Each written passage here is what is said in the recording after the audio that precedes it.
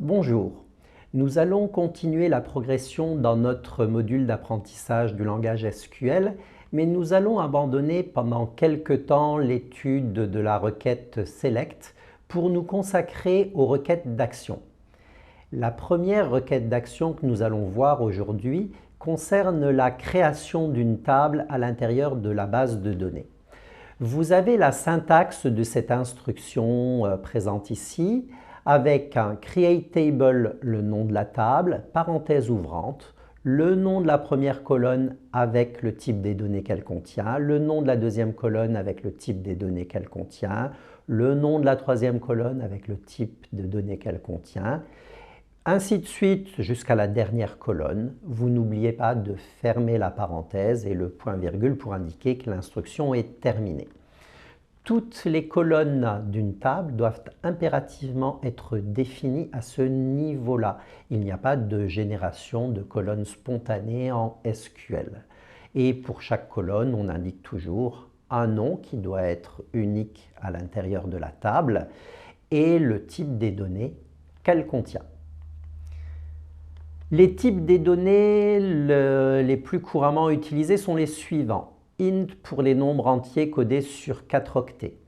Décimal XY pour enregistrer des nombres décimaux de X positions au total, dont Y après la virgule.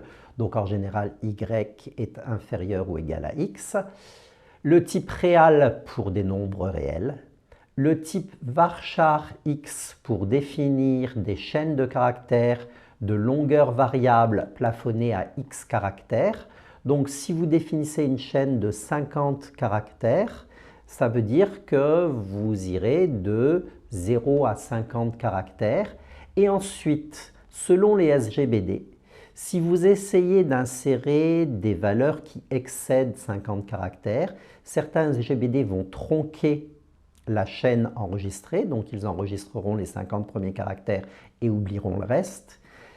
PostgreSQL, lui, vous enverra un message d'erreur vous disant que vous essayez d'insérer une valeur qui excède la capacité de la colonne.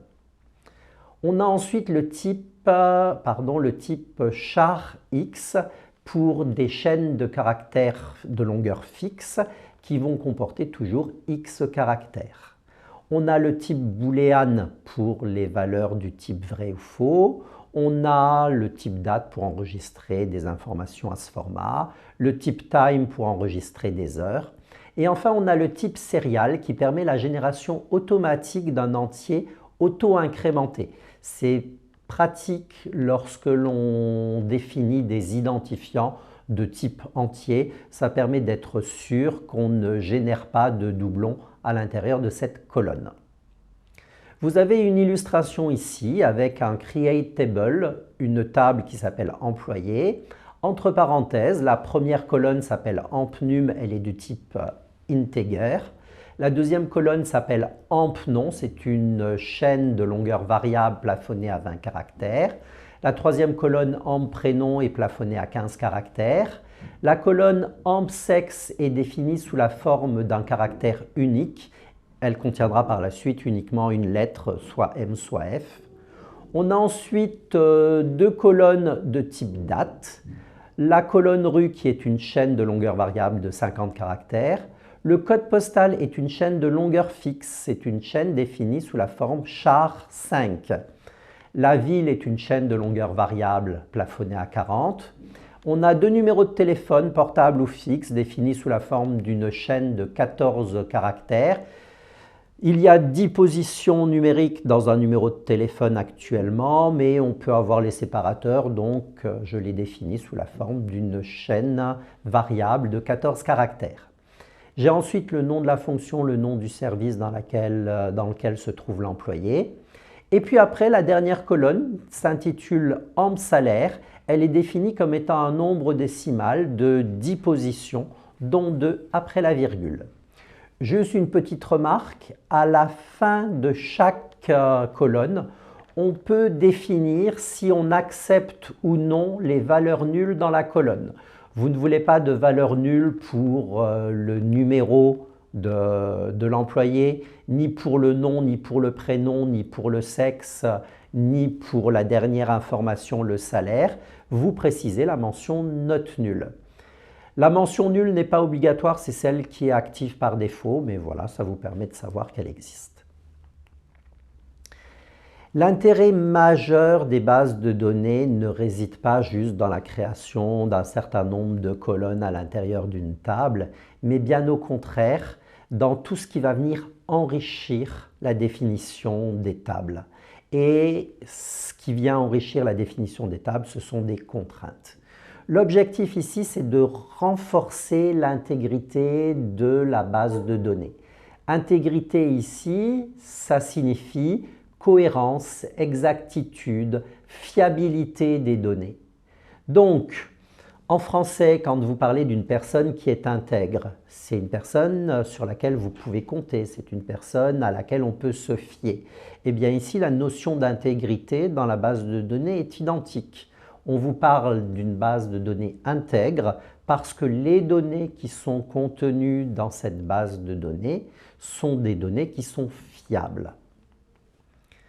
Alors, la première notion d'intégrité que nous allons étudier sera celle d'intégrité d'entité.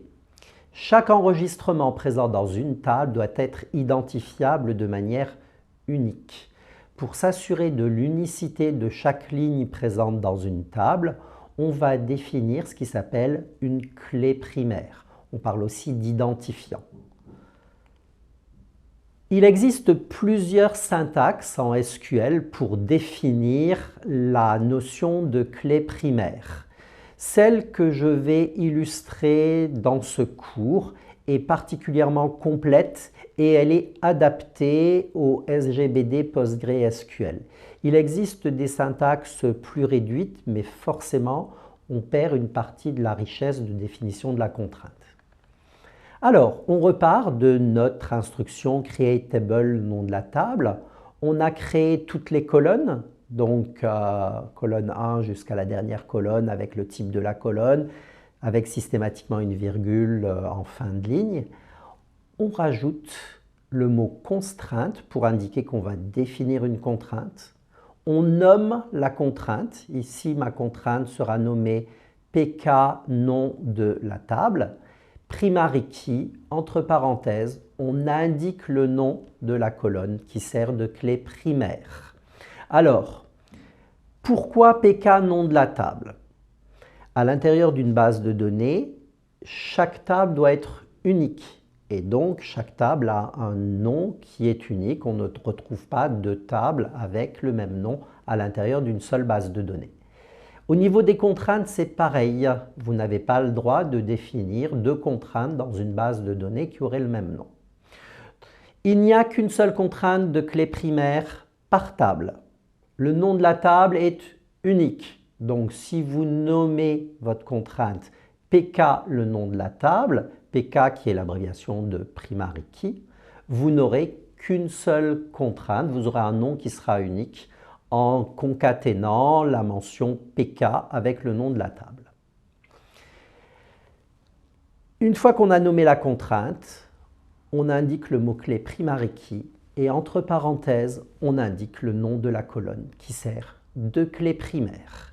Les valeurs qui seront contenues dans cette colonne-là devront être uniques. On ne trouvera pas deux fois la même valeur à l'intérieur de cette colonne dans la table.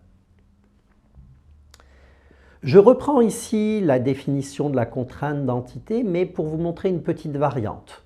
J'ai mon createTable nom de table, j'ai la définition des colonnes. Je retrouve mon constrainte PK, le nom de la table. Je retrouve la mention primary key.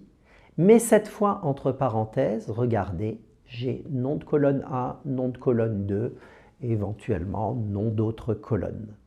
Ça signifie que je suis en train de définir une contrainte de clé primaire pour la table en question, mais la clé primaire en question est une clé concaténée. Elle est composée de plusieurs colonnes, 2, 3, 4 colonnes. Faites bien attention, il n'y a qu'une seule contrainte de clé primaire par table. Donc vous n'aurez toujours qu'une seule fois un constraint pk non table primary key. Et après, entre parenthèses, s'il n'y a qu'une colonne qui sert de clé primaire, vous mettez le nom de cette colonne-là. Au contraire, si la colonne elle est composée, si la clé primaire est composée de plusieurs colonnes, vous mettez le nom de toutes les colonnes concaténées pour constituer la clé primaire. Deux petits exemples, histoire d'illustrer un peu cette notion de clé primaire. J'ai la table devis, Create Table Devis, avec le code du devis, le produit, la quantité, le coût et le code du client qui a demandé ce devis-là. Je crée une constrainte pk devis, primary key, dev code. Ça veut dire que dans la colonne dev code ici présente, je ne rencontrerai jamais deux fois la même valeur. Une autre illustration pour la table passé. Le create table passé donne la création d'une table avec un code atelier, un code devis, un nombre d'heures. En effet, un code devis peut passer par plusieurs ateliers dans l'entreprise pour être réalisé et à chaque fois on enregistre le nombre d'heures consacrées par l'atelier à la réalisation de ce devis. Donc un atelier va voir passer de multiples devis. Un devis peut passer dans un ou plusieurs ateliers pour être réalisé. Je définis ici la contrainte, donc constrainte pk passé, primary key, atelier code, dev code. Je suis en train d'indiquer que ce qui constitue la clé primaire, c'est la concaténation du code atelier avec le code devis. On va aborder maintenant une autre notion d'intégrité qui est celle d'intégrité référentielle. L'intégrité référentielle garantit la cohérence des relations entre les tables de la base de données. Lors du chapitre de présentation des jointures, nous avons vu que pour relier deux tables, il fallait qu'il y ait une colonne commune entre ces deux tables. Dans la plupart des cas, la colonne qui est présente dans les deux tables constitue en fait la clé primaire dans une table et va constituer une clé étrangère dans la deuxième table. Alors, une petite situation pour mieux expliquer ça. J'ai un create table client avec le code client, le nom client, la rue, le code postal, la ville, le téléphone et j'ai défini la constrainte pk client primary key clickCode. Donc j'ai indiqué que dans la table client, la colonne clickCode constitue la clé primaire. Je n'aurai pas deux clients qui auront le même code. Maintenant, j'ai la création de ma table devis avec dev code, dev produit, dev quantité, dev coût et clickCode. En effet, un devis est demandé par un seul client. Il est important que je retrouve pour chaque devis quel est le client qui a demandé ce devis-là. J'ai défini précédemment la contrainte pk devis en indiquant que la clé primaire de la table devis était constituée par dev code, d'où la ligne constrainte pk devis primary key dev code. Je vais rajouter une contrainte que je nomme constrainte fk devis client. C'est une contrainte de type foreign key, clé étrangère, qui va de la table devis à la table client. Je suis en train d'indiquer que c'est une contrainte de type foreign key cette fois, et non pas primary key comme au-dessus, que la colonne qui est concernée, c'est la colonne clickCode que vous voyez que j'ai ici. Eh bien, la colonne clickCode que j'ai ici doit prendre ses valeurs dans la colonne de référence. Et la colonne de référence, elle est indiquée là. References, client, entre parenthèses, clickCode. Les valeurs que j'accepte dans la colonne clickCode ici de la table devis sont des valeurs qui doivent exister dans la table client, dans la colonne CliCode.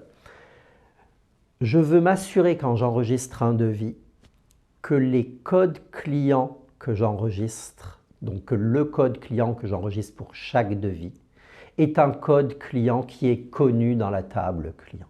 Je ne veux surtout pas enregistrer un devis avec un code client qui serait inconnu. Vous imaginez si l'entreprise fabrique le devis et puis qu'après elle regarde et elle se dit « mais au fait, c'est qui ce client ?» Ça serait quand même gênant. Donc, il est important de définir ces histoires de clés étrangères, ces notions de clés étrangères, ici sur le code client. Dans CliCode de la table devis, je n'accepte que des valeurs de CliCode présentes dans la table client. Un autre exemple d'application de l'intégrité référentielle. On a vu précédemment la création de la table passé. Passé, on retrouve l'atelier code, le devis code et le nombre d'heures que chaque atelier a passé à la réalisation d'un devis. J'ai déjà défini la contrainte PK passé, primary key, avec la clé primaire concaténée, atelier code, dev code. Eh bien, je vais rajouter encore des choses parce que non seulement la clé primaire est constituée du code atelier et du code devis, mais je veux quand même m'assurer que le code de l'atelier que je vais enregistrer ici correspond à un atelier existant dans la table atelier et que le code du devis que je vais enregistrer ici correspond à un code de devis que j'ai dans la table devis. Donc, je rajoute une contrainte, constrainte FK passé atelier. La contrainte part de la table passé, va vers la table atelier et c'est une contrainte de type foreign key. Donc, mention foreign key, la colonne que je définis en clé primaire, c'est la colonne atelier code et cette colonne atelier code prend référence dans la table atelier et dans la colonne atelier code de la table atelier. J'ai une autre contrainte, constrainte FK passé devis, qui donc cette fois est une contrainte de clé étrangère qui va de la table passé vers la table devis. C'est une contrainte de type foreign key qui porte sur la colonne dev code et je suis en train d'indiquer que dev code va prendre ses valeurs de référence dans la table devis et dans la colonne dev code de la table devis. Il n'y a donc pas de limite au nombre de contraintes de clés étrangères qu'on peut avoir dans une table. Au niveau des clés primaires, il n'y a qu'une seule contrainte de clés primaires définie dans chaque table. En revanche, des contraintes de clés étrangères, il peut y en avoir autant qu'on veut à l'intérieur d'une table, tant que ça a du sens, évidemment. Donc vous avez en dessous là les explications qui vont vous permettre de revoir le fait que il y a une seule contrainte de clé primaire et qu'il y a deux contraintes de clés étrangères au niveau de cette table-là.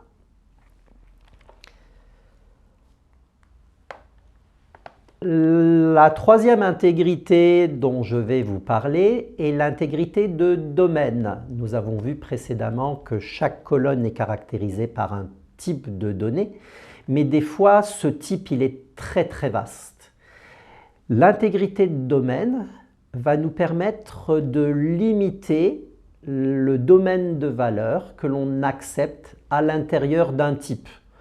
Vous vous rendez bien compte que quand on définit une colonne de type entier, cette colonne elle peut prendre une multitude de valeurs. Il y a des fois, il est intéressant de limiter la plage de valeurs qu'on accepte. Tout ça pour renforcer cette notion d'intégrité dans la base de données. Et donc, on vous parle de contraintes de domaine puisqu'on limite le domaine de valeur possible à l'intérieur du type qu'on a indiqué pour la colonne.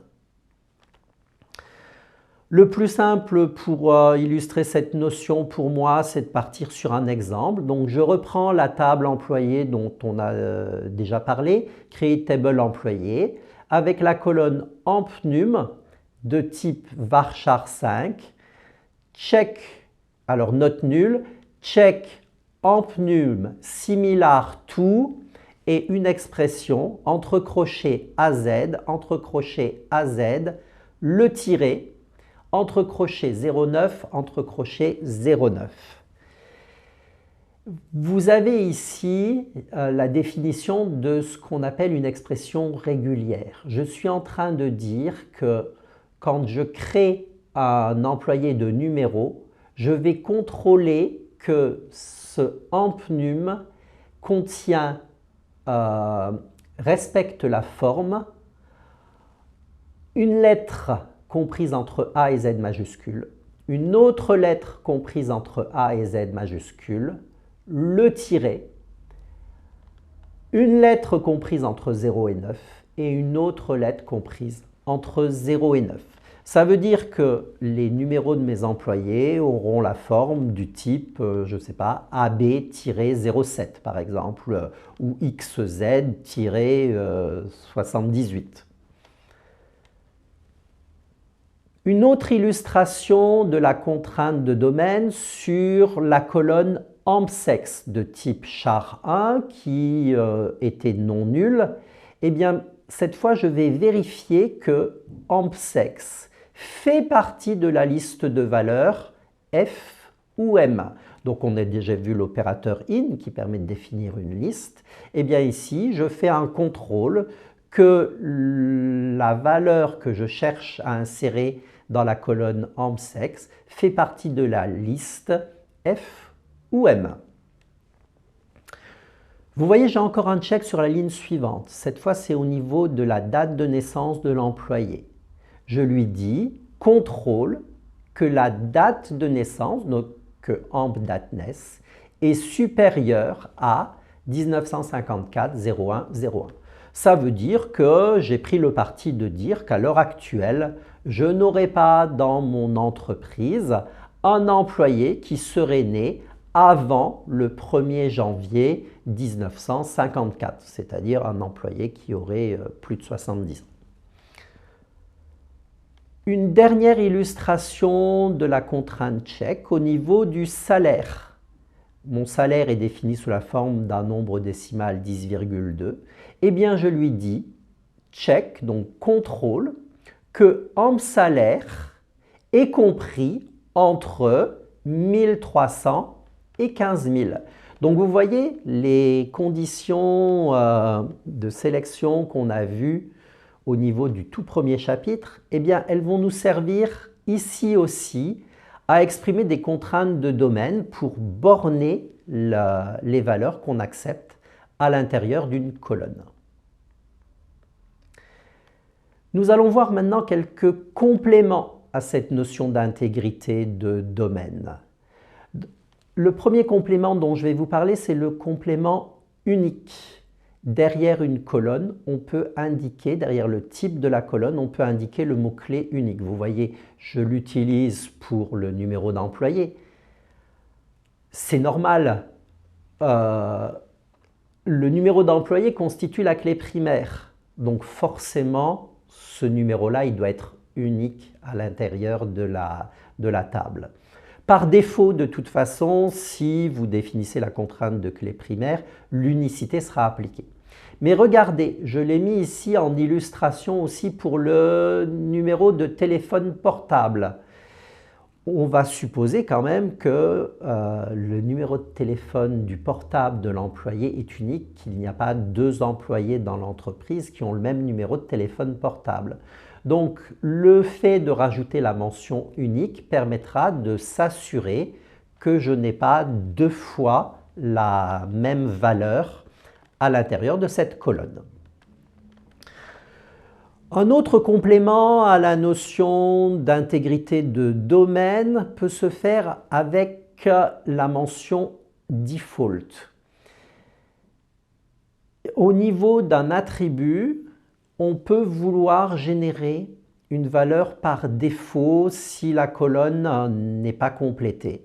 Donc ici, par défaut, j'ai choisi de dire que lorsque je crée un employé, si le code postal n'était pas renseigné, par défaut, je mettrais la valeur 26 000 et que dans ville, si la ville n'était pas renseignée, par défaut, je mettrai la valeur valence. C'est plus une illustration qu'une réalité à ce niveau-là.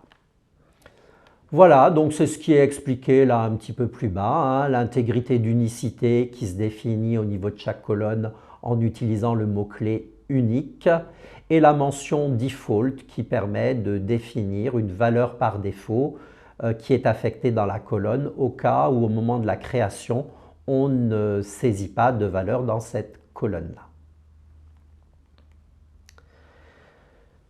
Voilà, la définition de la structure des tables n'a maintenant plus de secret pour vous. Et bien maintenant, ça va être à vous de jouer. Bon courage!